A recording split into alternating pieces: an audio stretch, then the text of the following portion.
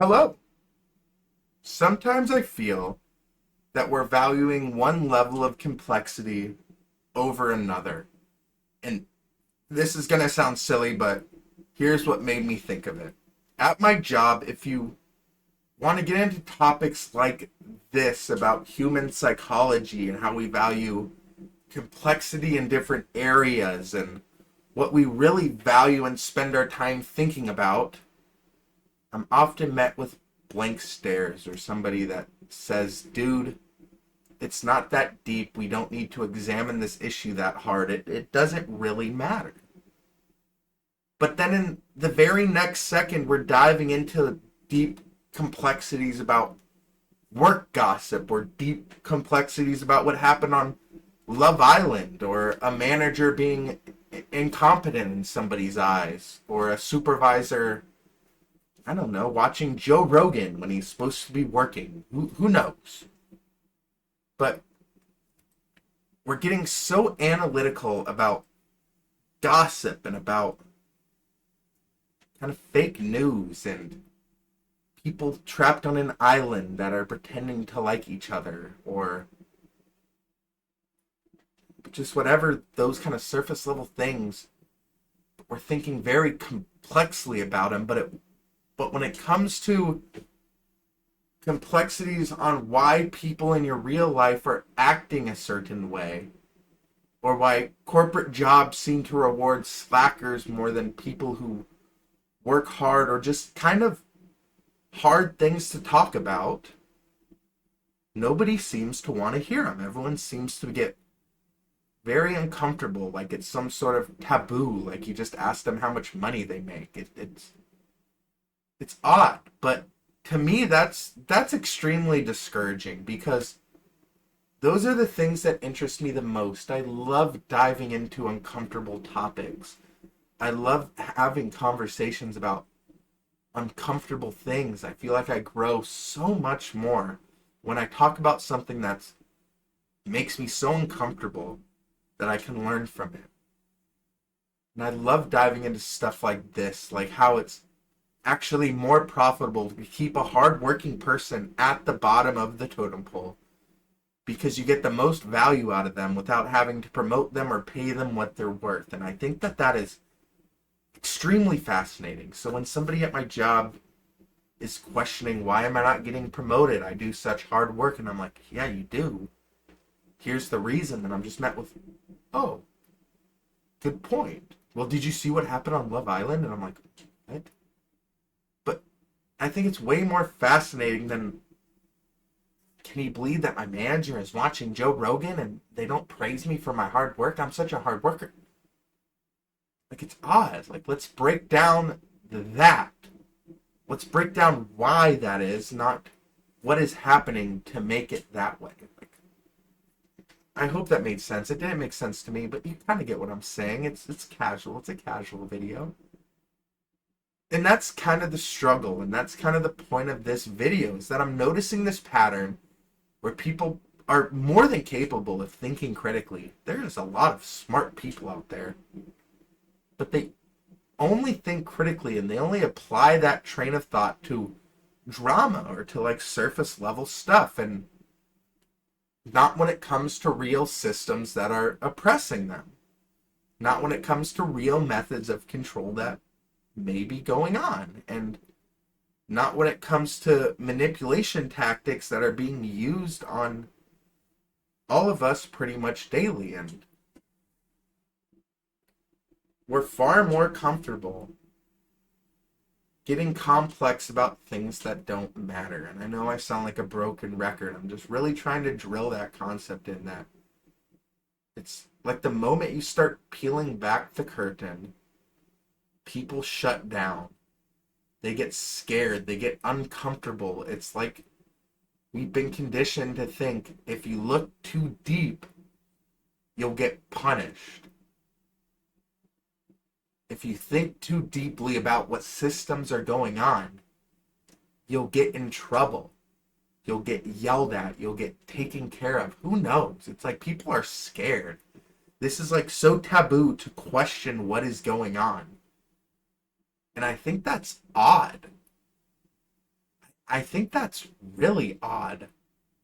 And honestly, I feel like I'd get way more views and make way more money if I just sat here making surface level commentary videos or just lazy reaction videos. I feel like I have the personality to do it.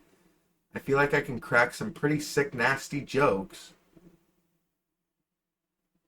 But, like, that's what the people are watching.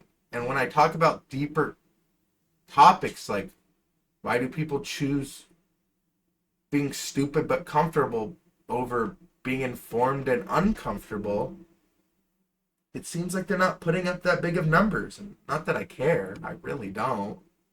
I value everybody who watches it, but I'm not, like, mad that nobody's watching it. But to me, it seems like a problem because an informed population of people who can critically think, they can evolve, they can innovate. But if everybody's just so stuck talking about things that don't matter, that's a problem. Because if we were to switch to being just another silly surface level channel, I'd start to feel like a shell of myself. I'd start to feel kind of guilty that I'm just pushing out content that I don't like, that nobody benefits from, really. And I'm just doing people a disservice. I'm just serving up junk food. I'm giving you a nice, healthy helping of Little Debbie's and potato chips, and I'm saying, here's dinner. But that kind of seems what, like, the world wants now. And I don't want that, so I'm not doing it. But we've been trained to take the easy way, even when the hard way isn't even that hard. It's not, if you think about it. Sometimes the hard way just means spending like 5 more minutes thinking about it. It means being willing to sit in discomfort. It means having a real opinion and either learning how to defend it or improve it by taking other people's critiques critically. Like, this YouTube is a perfect example.